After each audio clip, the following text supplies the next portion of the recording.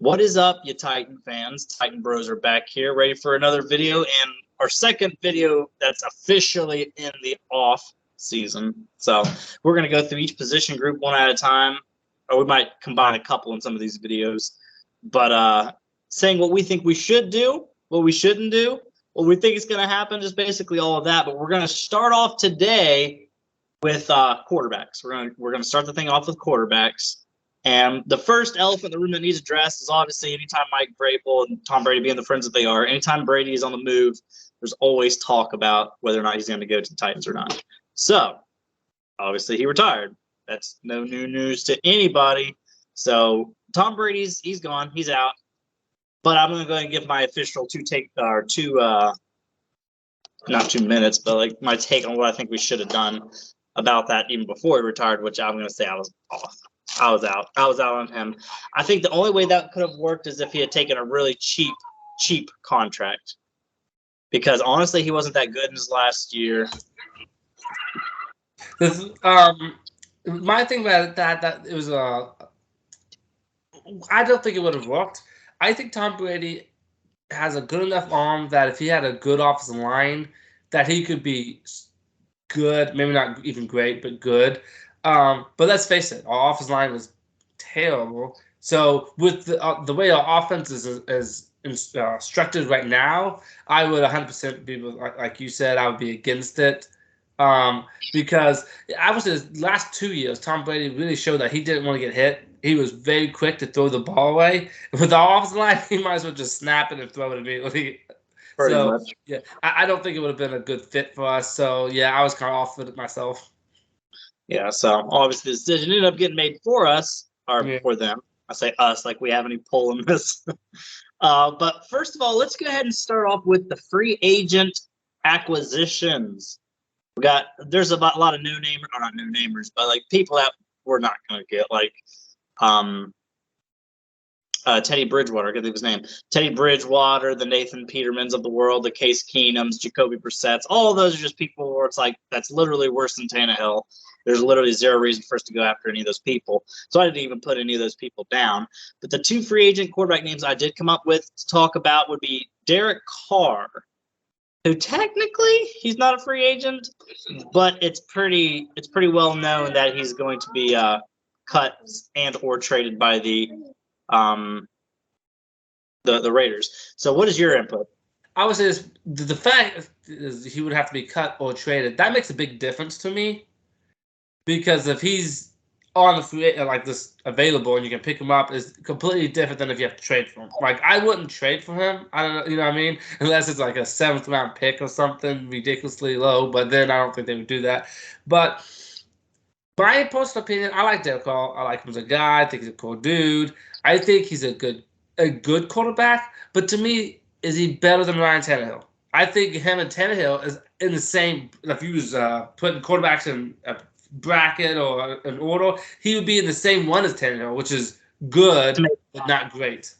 I mean, like their floor is like the 17th best quarterback, but their ceiling is like they might have a season or two at number 9. Yeah. But in all actuality, they're like number 13-ish. Is kind of where they fall in the quarterback rating. It's just very similar. It's like the same thing, you know? And we'd probably have to, even if he was cut, we would probably honestly have to be paying more for Derek Carr, even though his contract would be less. The dead cap hit from Tannehill after cutting him, and then what we pay Derek Carr would end up making us pay more for Derek Carr. It will be new to this coaching staff, new to everything, and I would just rather stick it out with Tannehill when it comes to that. All right, the next one, the only other free agent option that would be even realistic would be Jimmy G, because the 49ers pretty well already told us that they're moving on from him. They tried to move on from him last year, but then everybody and their mother at quarterback ended up getting hurt for the 49ers. So they're like, do you want to come back, buddy? So he kind of bailed him out a little bit. But of course, he went down again, which has kind of been one of his issues of been his whole entire career, is he can't stay healthy. So for me, I think he's right there with Derek Carr and Ryan Tannehill in that little power rankings we were talking about. But in my mind, I think he's a little worse than them two. Like if all three were free agents and we could just sign any of the three, Jimmy G would be the bottom of the three for me. I think Carr has a better arm, or the best arm of the three, I think. And I think Tannehill is by far the best legs of the three. Jimmy G's just kind of probably the worst legs and in the middle arm. Yeah, I'll say Jimmy G wasn't really able to get it done with a loaded offense, great offensive line, and a great offensive-minded head coach. And he wasn't quite able. Now, he got into the Super Bowl, was one throw away from winning it, but they really didn't ask him to do much in the playoffs. But sadly, our team is not built like that. We have a bad offensive line. We have bad receivers. So we're going to have to ask Jimmy G to put more on his plate than what he did in San Francisco. And again, in San Francisco, he couldn't get it done. So I agree with you. Yeah, and I think Jimmy G has kind of been that guy. He throws a pick when it's the worst time to throw a pick. He does that a lot. So I just don't know if I would want him, to be honest. And apparently a lot of people say he's not very tough, where he's kind of dinged up, and 99% of the NFL just kind of takes a little shot and wherever they're hurt and just jumps on the field and plays, and that he doesn't do that. A lot of folks are saying Jimmy G just doesn't do that. If he's like, oh, a little hurt, I ain't playing.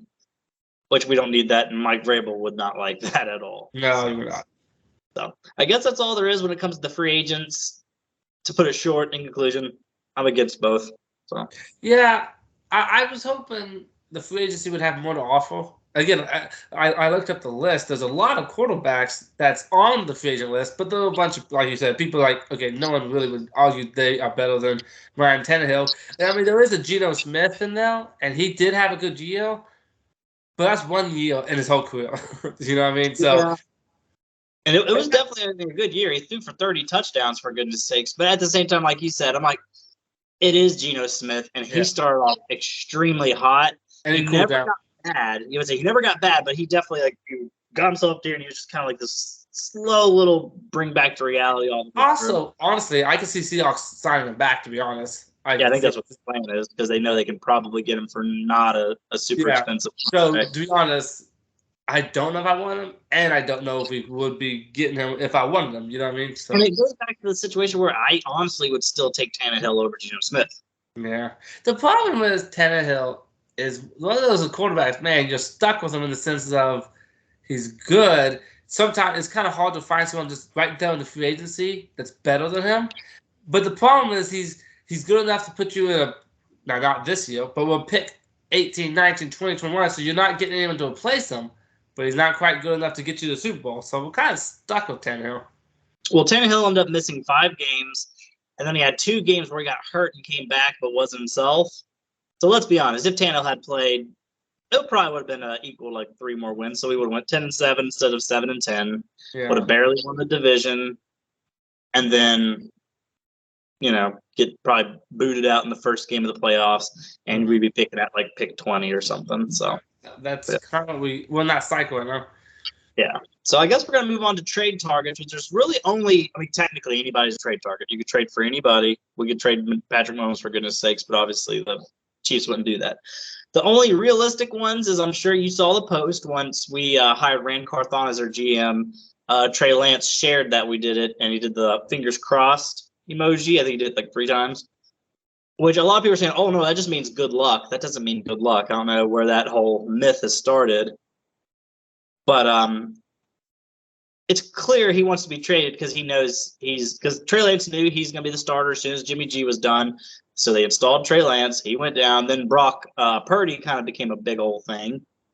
And then he kind of pretty well knew his fate. But also there's a lot of new reports coming out that they're thinking they will just stick with Trey Lance this year. Because apparently, I'm not sure you heard this, Brock Purdy did something to his shoulder. So Brock Purdy's already out for season next year. Is that for the whole season? I think that's what they're expecting.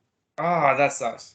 That does suck for him. That sucks for him. Yeah, which means either they're going to go crawling back to Jimmy G again, or they'll just keep Trey Lance in, which is honestly what I predict they'll do. So he's probably not even that realistic of a trade option. And with Trey Lance, if we traded like a 4th round pick for him, I would be okay with it. Because like a couple of days ago, I watched his highlights of his first game this year where he played, or I guess last year where he played and he was healthy. And, he made some good key runs on 3rd downs. He had some decent passes. wide open wide receivers, though. I will say that, which is the Kyle Shanahan effect. And I was like, he's extremely raw. He's still only 23. He's ready to go to his third year. He's 23 years old. Like Hendon Hooker, I think he's already 23 or 24, the Bulls quarterback coming in the draft this year. So it's like Trey Lance has been in the NFL. This will be his third year, and he's still as young, if not younger, than some people. I think Will Levis might be older, too. I might be making that up. I don't remember. But anyways. But if we did it, I would be fine with it, but it's not my preferred method. Like, let's say if I was rating a 10 being this, it's what I want, would be the best thing, and 0 being I want nothing to do with it, I would give it like a 6.3. He's 23. Is he 23? Okay. Yeah. Which one, Will Levis or Will Levis? So yeah, Trey Lance and Will Levis are both 23 years old. Will Levis is not even a rookie yet, and Trey Lance has already got 2 years in and ready to start his third. But again, I would be okay with it, but I wouldn't. Let me put it this way: if we did that, I would kind of want us to keep Tannehill around as well. Yeah, I will say this actually. It's a slight bummer, I think.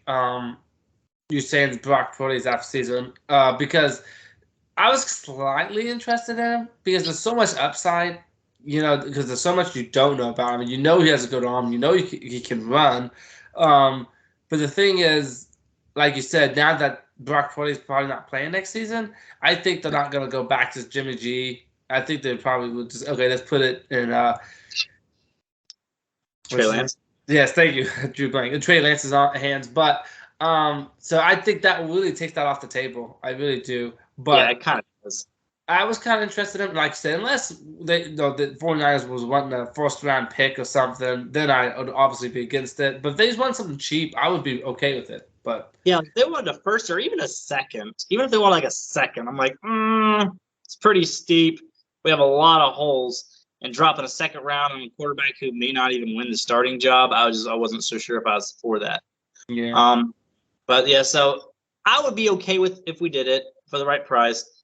Not my favorite option, though. That's my conclusion. Got anything else on him? No. Okay, so we'll move on to this is the most polarizing option is Aaron Rodgers. And I'm so mixed. Like, I have the strongest opinions about him. I'm so far in and I'm so far out at the same time because the Packers have already come out and said they are open to trading him or exploring trade options, I think is what they said. But this is a good thing and a bad thing. They said if they do trade him, it's going to be to an AFC team, which tells me one or two things. Either one of them makes me really want him because that means it's down to 16 teams from the get-go that they could trade him to. There are obviously teams like Patrick Mahomes and Josh Allen and people like that who's not getting replaced, so they're off the table already. So Titans are really on a very small list of people or teams that they could go to. But here's where the issue is. What if the Texans did something stupid and traded for him? I don't want that. What if the Colts trade for him? I don't want that. A lot of people are saying he's going to go to the Jets. We've already said Jets have good weapons. They have the Breece Hall, who's supposed to be just a shoe-in for Rookie of the Year, and then he tore his ACL like 8 games in. And then they got the Corey Davis, Elijah Moore, and what receiver? Garrett Wilson? Eventually they drafted in the first round was Garrett Wilson. Yeah, so they got CJ Azuma. They have Tyler Conklin as their 2 tight ends, which are both 2 free agent tight ends I wanted last year. They picked both of them up. So I'm like, Aaron Rodgers on that team could be pretty good. So it's like there's just another AFC team that we have to worry about. Of course, then there's the Raiders. If they are cutting Carr, the Raiders could have that. Imagine Aaron Rodgers throwing to Darren Waller and throwing to Devontae Adams because Devontae Adams is already trying to recruit him on Twitter, but of course that doesn't really usually do a whole lot. But so Aaron Rodgers is one of those things where he like intrigues me but makes me mad at the same time because I'm like, there's a report saying that they want 2 first rounds. And I'm like, I don't want to sink 2 first rounds in him, but then I really don't want the Jets or the Colts or someone like that to sink 2 first rounds in him, and then suddenly they're a Super Bowl contender in the AFC again. The problem is that is so much future that you're giving up for a guy you may only have for 2 years. You know what I mean?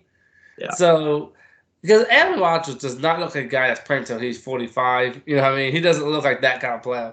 So honestly, he's such a short-term answer. I wouldn't be okay with that. 2 first-round picks. I know what you're saying. It sucked they could be making another team in the AFC deadly, but I don't think it would be for very long. And then you would 2 years later be like, oh, and now I don't have any first-round picks the last couple of years, so I haven't really built anything, Yeah.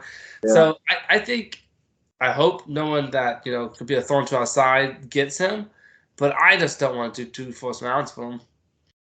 I think the most I would do would be like a first and a third. But I would need those spread out, like a first round pick this year and a third round pick next year. Yeah. Like if we give up our first and our third this year for him, that means we'll have a second round pick, and then we ain't picking again until the 4th round, and then it means we ain't gonna do squat in the draft this year, and we don't have money to do anything in free agency. So the problem is the offense as is. Even with Aaron Rodgers, even if he was good like 5 years ago with Rodgers, our offense is not really built for anything to be successful. We got bad receiving core. We got a terrible offensive line. So I don't even see Aaron Rodgers coming with this offensive line and with this offense, and do anything, honestly. Yeah, another problem with Aaron Rodgers to the Titans is there's no link. Like he's always wanted to play for San Francisco, which is an NFC team, so that's probably not going to happen anyway. But there's a link there. He also could go and meet back up with Devontae Adams with the Raiders. There's something there. But like Aaron Rodgers with Nashville, Mike Vrabel, we don't even have an offensive coordinator. Like there's just nothing about the Tennessee Titans that make it like them have any kind of link to whatsoever. Yeah. So for the right price, I would be so unbelievably down with it. But I do not see there being a right price. Yeah. Because if they ask for 2 first-round picks, I'll be completely out. Now, if we traded for them with 2 first-round picks, I would be irritated those first-round picks are gone. But then I'd also be like, let's go for this year. You know what I mean? Yeah. I mean, he'd be by far the best quarterback to ever put on a Titans jersey. Yeah, if we did it, it would definitely be a win now situation because it would kill our future. Again, though, the question is, with Aaron Rodgers, could we do anything with this offense? Perhaps not. So for me, I'm in for the right price, but I highly doubt there's a right price. Yeah, I get. Yeah.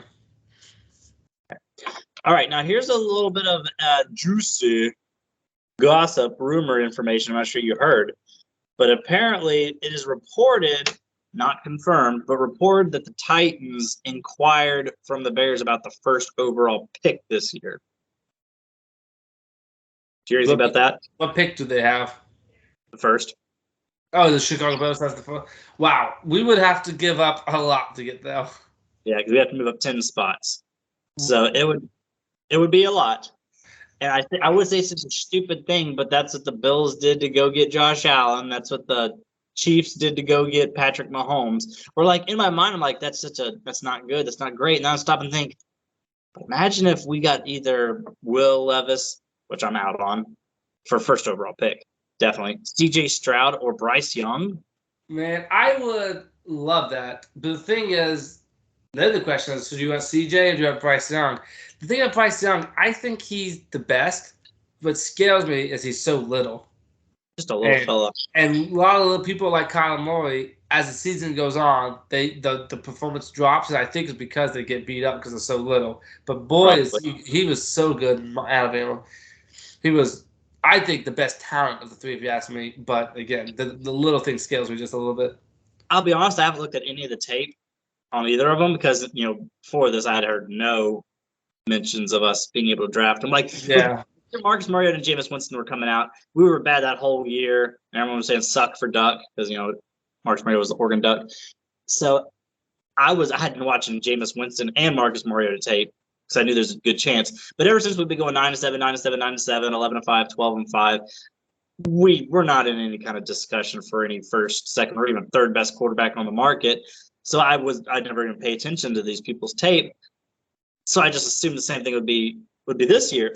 But now that there's something, we ended up going 7-10, the whole season tanked, went to caboodle. so I haven't done any research on their tape. But now that I've heard that report, I'll be honest, I am intrigued because we haven't had a young rookie quarterback, first round level talent since Marcus Mariota. Yeah, that would be fun. It'd be something exciting because I hate to say this. It's gonna sound Debbie Downer, but our roster is not very good, especially on the offensive side of the ball. And I just don't see with our cap space, and I don't see with the drafts us getting good enough where I think we're going to be a Super Bowl team. So I was already kind of like next year would be kind of not as entertaining going into it. But when you get yourself a first-round quarterback, that automatically just brings some excitement to the team. You know what I mean? So that would bring some excitement. But again, I am sure we're not the only one who probably called Chicago. I'm sure a lot of teams did. So I don't know if we would have the stuff to get. Now, that same report, again, not confirmed, so I don't know how true this is, but the same report was saying that the Texans and the Colts have not called about the first overall pick. Texans, they have. Colts have number 4. Texans have number 2. It makes sense about the Texans because, like, if the Texans love Bryce Young and C.J. Stroud, then whatever one falls to you, just snag them. That'll make your decision for you. You know, like if they like them both and Bryce Young goes first overall, they can pick up C.J. Stroud. If C.J. Stroud ends up going first overall, then they can pick up Bryce Young. So I understand why they didn't call. Now the Colts, I'm very surprised that they haven't inquired about it because in my opinion, what's his name?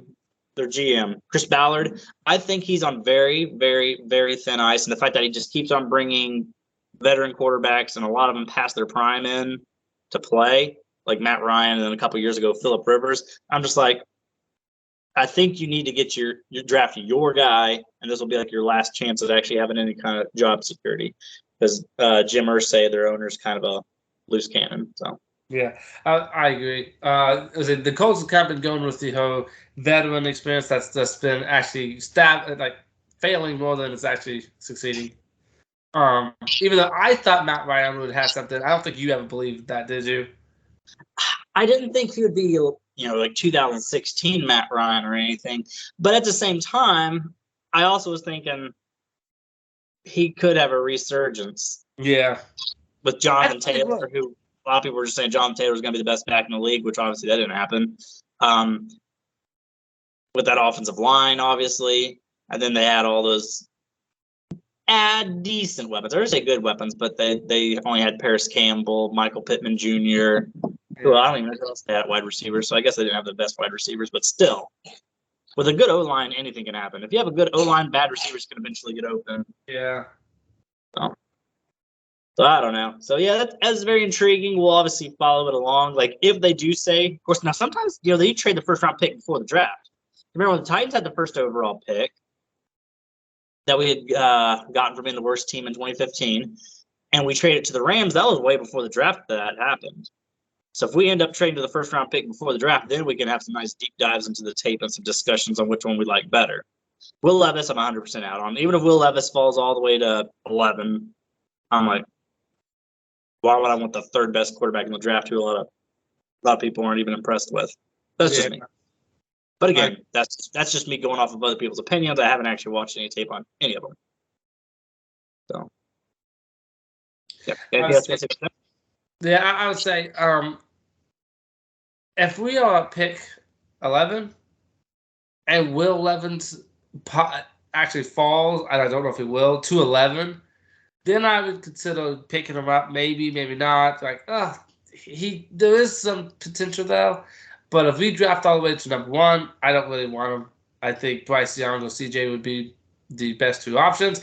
My guy's Bryce, and I know you said you haven't watched much tape. Do you have any, like, that's my guy, or do you have none whatsoever? No, not really. Like I said, I've heard Bryce Young has all the intangibles you would need, but I've also heard C.J. Stroud is like insanely accurate. Which, when you have a quarterback whose job is to throw the ball, if you have a quarterback that can throw the ball very accurately, and obviously he's a bit bigger than Bryce Young as well. Right. So, we'll see. We'll see. But again, that might just be an unconfirmed report, or maybe just they called. They just called and said, hey, what would it take? Take 3 first rounds, a second, and a fourth. They're like, all right, see you later. I'm out. So that might have been all it was. But we might take a deep dive into that later if the rumors do heat up a bit. So, So that's all there is when it comes to drafts. We've done free agents, we've done trade options, draft. The last one we have is sticking with somebody that we had last year. Josh Dobbs and Malik Willis. I'll tell you right now, I'm out on both of those. I've heard so many Titan fan accounts, other people saying that their legit plan and desire for us is to get the worst quarterback we can find, either Malik Willis or Josh Dobbs, march them out there and purposely tank the whole season to get Drake May or some other quarterback, I don't remember what his name was, next year. I'm like, why are we punting on the whole season before it started? And if we do that, Kevin Byard, go ahead and trade him. Derrick Henry, go ahead and trade Derrick Henry. Like, if we're punting on next year, go ahead and get out from under all of these. I agree with that. If that was our plan, we have a lot of big contracts. We might as well just get rid of them. You know what I mean? Yeah. But here's the thing. I like Joshua Dobbs as a backup. You know, I'm just gonna take the punt next season out of the equation. If we're trying to win here, and that's what I'm trying to think like. I like Josh Dobbs as number 2, and I don't know what fits Malik Willis in because I don't want him as a starter. And but so if we cut him, somebody will scoop him up. Yeah. I just didn't like what I saw. I did not like what. So bad. So bad. Terrible. Like, there's bad. You're like, well, you know, he's a rookie. And then there's, you don't look like you belong here. He just didn't look like he knew what he was doing. He had panic in his eyes. He never threw for 100 yards. He only had like 2 good throws a game, if that. Yeah. If that. One of the games he played, I don't think he had it. Actually, it was his very first game because the Texans, I don't know if he had a good throw. I could not believe how bad he actually was. Yeah, it's not like I'm saying, oh, he looked raw. He kind of overthrew this wide open target. He waited too long to throw this. If he would have thrown it sooner, he would have been a nice strike, but the safety was able to come in and break it. It wasn't anything like that. It's more like he just snaps the ball, just starts running around frantically, either gets sacked, throws it away, or tries to run for like 2 yards. So I'm like, I see nothing. I see nothing that makes me feel like he has. And that is so disappointing because I thought preseason he did fine. Yeah, I agree. Remember, he had all kinds of weird things, like the weird jump little throw pass he did. He did that. He did something else weird. He had like a long run touchdown or almost touchdown. I just don't get what happened. He just looked completely overwhelmed. And maybe you forgive it. Like, okay, it happens in his first game. All right, he did horrible against the Texans, but it's his first NFL game. Okay. But then every single game, if he could make one first down against the Chiefs in the second half, we would have won that game. But we were so bad, and we just couldn't do it. Yeah, so I'm 100% out on that whole suck for Drake May or whoever that other guy. I can't think of his name right now. The last option would be to stick with Tannehill, which sounds so underwhelming, especially when just a week ago there was Tom Brady, who was a free agent. We could just sign him for nothing. So Tom Brady was a free agent. Aaron Rodgers trade rumors. A guy like Trey Lance trade rumors. There were so many options of things to do. Sticking with Tannehill sounds so just like a settled move, but that's the best option, I think. I think it's the best option. Let me go through my list. Derek Carr, Jimmy G, the free agents. We already said I would take – those are basically all 3 the same quarterback. Just some are slightly better at certain areas than others. But because Tannehill would be an $18 million dead cap hit if we cut him, $18 million, signing any of these people would make it to where we end up paying more for them, even if their contract's less. Because Tannehill's getting $36 million this year, 36. So like if we cut him, had the 18 dead cap hit, then we'd have to give Jimmy G or Derek Carr a $18 million contract to be the same price. Yeah. We get anything more than that, which I can guarantee you they're going to make more than that. It's going to be more expensive. So Tannehill over the free agents. Trade. I think Trey Lance and Aaron Rodgers are both going to be too pricey. Plus, Trey Lance might not even be on the trade market anymore. So Tannehill. With the draft, that's 100% if we're even serious about getting the first overall pick, which, let's be honest, we're probably not. So, like, I'm sitting looking at it, and I'm like, it's got to be Tannehill in my mind. And here's the thing. We restructured his contract so many times. That's what screwed us over last year when we couldn't fix all the holes we had, and that's what our issue is this year. But this is the last year on his contract. If we just let him play for one more year, then he can walk away, and we'll be 100% out of that contract. That disgusting restructured contract that J-Rob's kind of screws us over a little bit with will just be completely gone in a thing of the past. And I feel like that's just what we need to do. I agree. I honestly, when last season ended, and this is before I looked into much stuff and what's available, I'm like, I don't want another season with Tannehill. It sounds so just the same old. But I think he's our best option, which kind of sucks. But I don't see anything. Again, we're gonna pretend the whole rumor with the Bales thing is not going to happen. If it does, then obviously I think we both say pick a quarterback for number one. I don't think you do that pick, do all that trade to get to number one if you don't get a quarterback. So I say get one. But assuming that's not true, and I just think the best option is to stick with Tannehill. Yeah.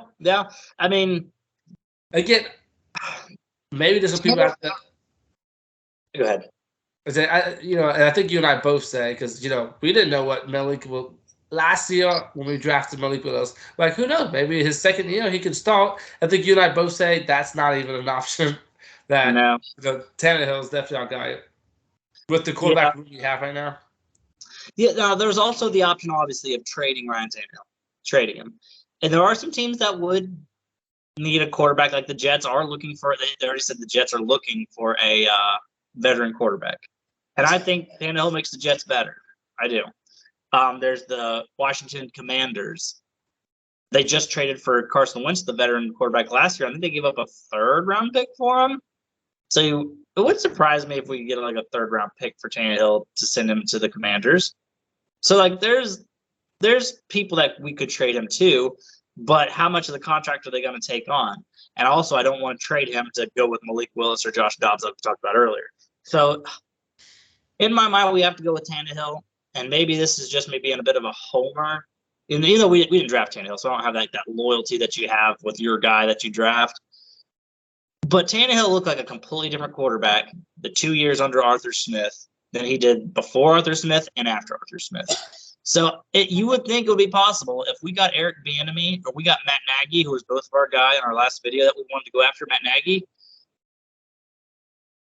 Could we see 2019, 2020 Tannehill again? That would be nice. Maybe a little optimistic because we don't have A.J. Brown, and the offensive line is not as good. But but even A.J. Brown was amazing. But Arthur Smith had a way of getting people open. Yeah. How about there were so many deep crossers that we hit Corey Davis on, where it'd be like a 16-yard completion where there's just nobody around him. I was in this. Maybe it's that we don't have guys to go deep, but I just feel like our offense did not throw enough deep balls. No. I love throwing deep balls. Even if it's not completed, it serves a purpose. It backs the defense up. You know what I mean? Yep. But we just didn't throw deep balls. We did not.